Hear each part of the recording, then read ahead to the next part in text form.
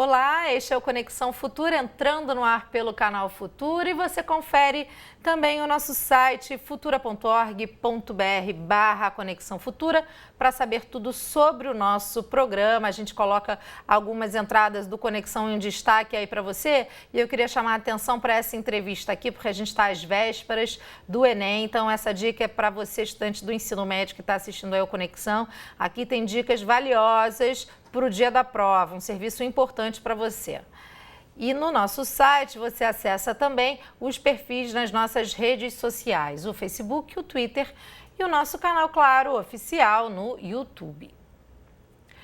Com as temperaturas mais altas e com o verão cada vez mais perto, aumenta o número de pessoas que praticam atividades ao ar livre.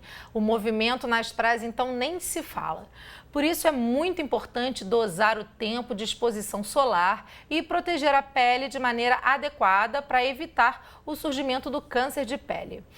Segundo o Instituto Nacional do Câncer, até o final de 2016, podem surgir 175 mil novos casos da doença no Brasil.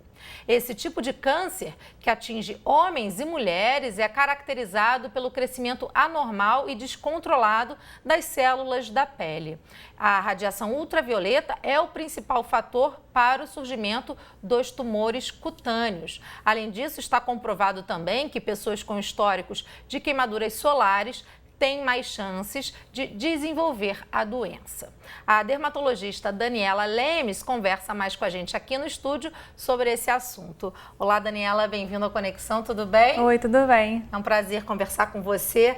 Daniela, eu queria começar sobre os tipos de câncer de pele. Quais são os tipos e qual a atenção que a população tem que ter a esses problemas? Bem, para facilitar, a gente divide o câncer de pele em dois grupos, né? O melanoma e o não melanoma. Dentro do não melanoma, você tem o espinocelular e o basocelular, que são cânceres que são mais frequentes. Eles são mais frequentes e são mais fáceis de tratar também. Eles geralmente aparecem em áreas mais expostas, como no rosto, no colo, no dorso das mãos, no antebraço.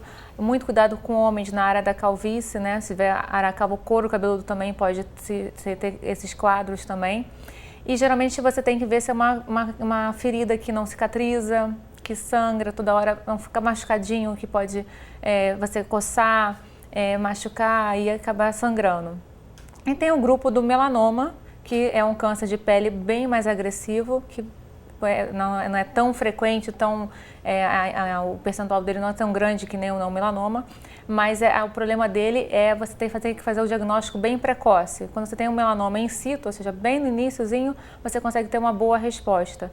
Ele pode vir de uma pinta que você já tem, né, alguma pinta pré-existente, ou uma que aparece que você não tinha percebido antes. Por isso que é muito importante você avaliar essas pintas que você tem no corpo, né, que são os nevos, ou então se você tem uma história familiar. Isso é muito importante. Ambos os tipos, tanto melanoma quanto os não melanoma, tem a questão da radiação solar, são influenciados, podem surgir pela radiação solar?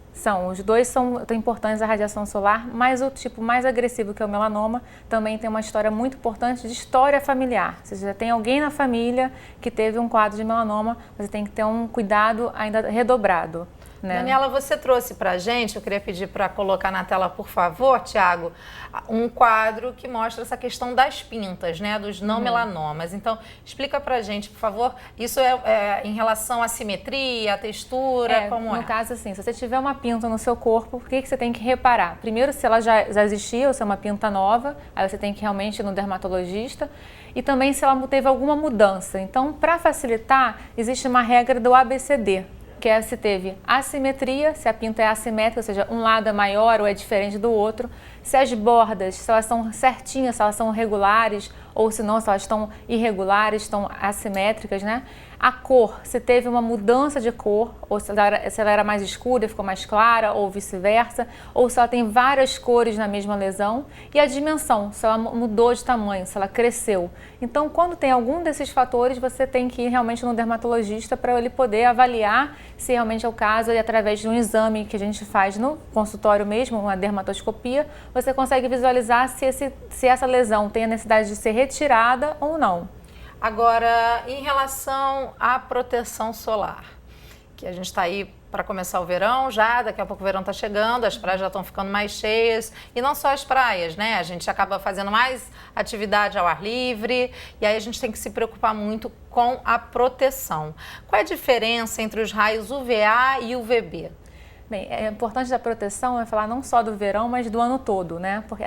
Até porque os últimos trabalhos relacionados a melanoma mostraram que a queimadura solar intermitente, que é aquela que a pessoa que quase não vai se expor ao sol e de vez em quando vai no feriado e tem uma queimadura mais importante, às vezes até com bolha, descama toda a pele. Essas queimaduras são muito importantes para ter um câncer de pele, principalmente quando for em criança e adolescente. Até os 18 anos de idade é muito importante para o futuro. Agora, o ultravioleta A, ele é intenso, ele não tem muita variação ao longo do dia nem ao longo dos meses, ele é mais ou menos constante. Ele também tem relação com câncer de pele. Agora, o UVB é que ele tem uma diferença. O UVB ele fica mais intenso das 10 da manhã até as 4 horas da tarde. E ele tem maior incidência também durante os meses de verão. Por isso, eles causam mais as queimaduras solares, né? Aquele vermelhão na pele. Então, por isso que é importante tentar evitar a exposição solar de 10 da manhã até as 4 horas da tarde, mas lembrar que tem alguns estados que têm horário de verão. Então, a gente tem que se preocupar de uma horinha antes, diminuir. Né? Agora, pessoas de pele morena e negra também estão suscetíveis a ter câncer de pele? Também precisam passar filtro solar?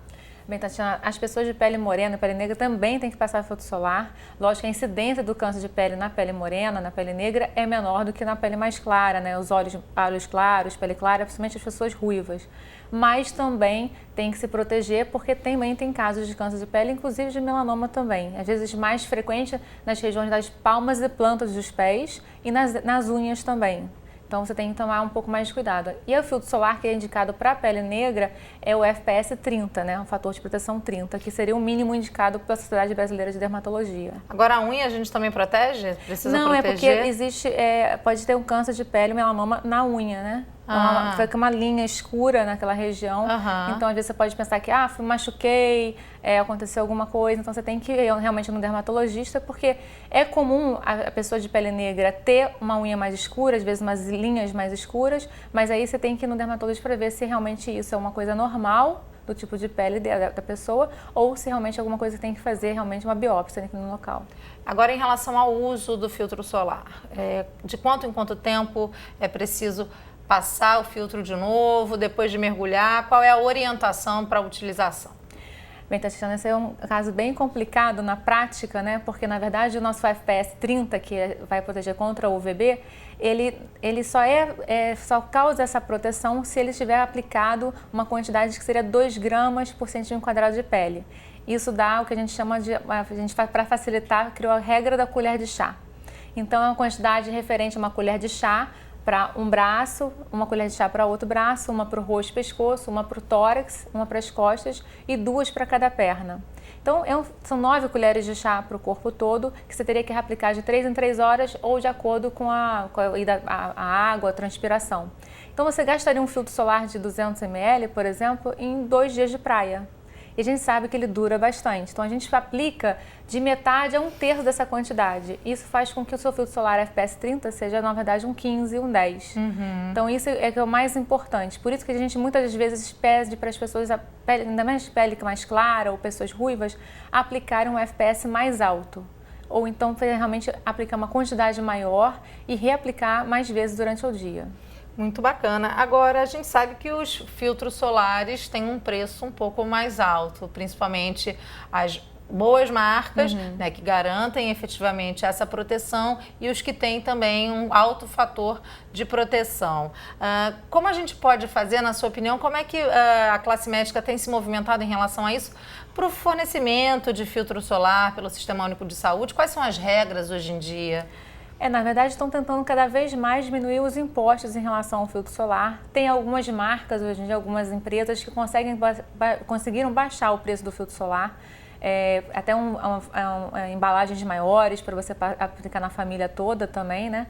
Agora, lógico, aqueles mais caros que ficam, tipo assim, com cor, com uma textura diferente, com FPS 70 ou até mais alto, realmente eles têm um preço mais caro, que a gente deixa mais para a região do rosto, né? E aqueles outros que você não tem tanta essa questão da cosmética, você pode aplicar no corpo. A gente ouve muito dizer que depois do fator 50 é tudo a mesma coisa, é verdade? A questão é isso, é você aplicar uma quantidade importante, né, que seria essa regra da colher de chá.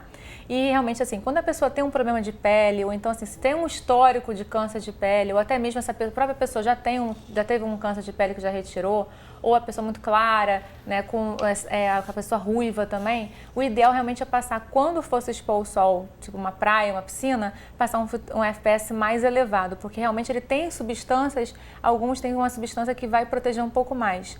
E o FPS, quando a gente fala, esse FPS está relacionado ao UVB. E aí você tem que ver no filtro se ele tem proteção contra UVA também. Que aí você vai ter umas letrinhas menores escrito que é UVA e tem uma outra regra para você ver a numeração de proteção UVA também. Daniela, muito obrigada. Eu queria aproveitar rapidamente, mostrar aí para quem está em casa o site do INCA, do Instituto Nacional do Câncer, que está aí para você na sua tela, que você vai encontrar muito mais informações sobre câncer de pele e outros tipos de câncer. Aqui você encontra tipos de câncer, você consegue linkar e você vai encontrar mais informações, outras dicas também, além das que a Daniela já deu para a gente aqui. Daniela, muito obrigada. Foi um prazer conversar com você. Prazer foi meu. Na próxima entrada do Conexão Futura, vamos falar sobre negros e mercado de trabalho. Aqui no estúdio, vamos discutir as razões que ainda levam à desigualdade de cargos e salários. Porque, segundo o IBGE, em 2015, os trabalhadores ocupados de cor preta ou parda ganhavam, em média, 59% do rendimento recebido pelos trabalhadores de cor branca. Eu espero você para essa conversa. A gente volta já já com mais Conexão Futura.